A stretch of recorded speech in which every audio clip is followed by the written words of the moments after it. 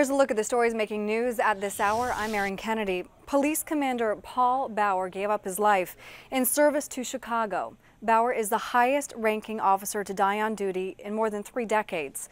Lauren Victor reports from police headquarters.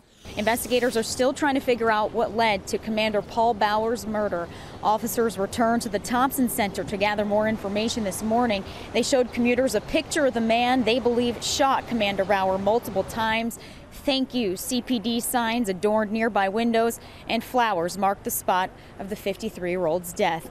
Bauer had just joined in on a chase of the suspect when he was killed. Sources tell CBS 2 the alleged gunman was wearing a bulletproof vest. The suspect has a lengthy record. He's 44 years old, and back in 1998, he was sentenced to 16 years in prison for armed robbery. In 2011, he was arrested again for resisting a police officer. He has not been charged at this point, so we are not releasing his name. Meanwhile, police sent out this tweet early this morning saying, quote, "This morning all command staff members will report to headquarters for an address by the superintendent.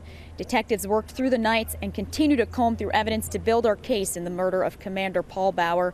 We expect to file charges sometime in the next 36 hours." Today starts the season of Lent. Here's a look at where busy Catholics can go for Ash Wednesday. Happy Valentine's Day. Also, happy Ash Wednesday. If you need to get your blessings today, you actually don't even have to go to church. Here's a breakdown of where you can get it if you're a busy commuter into the city. Of course, there's St. Peter's in the Loop. You can receive ashes there from 6 this morning until 7 p.m. Long hours there.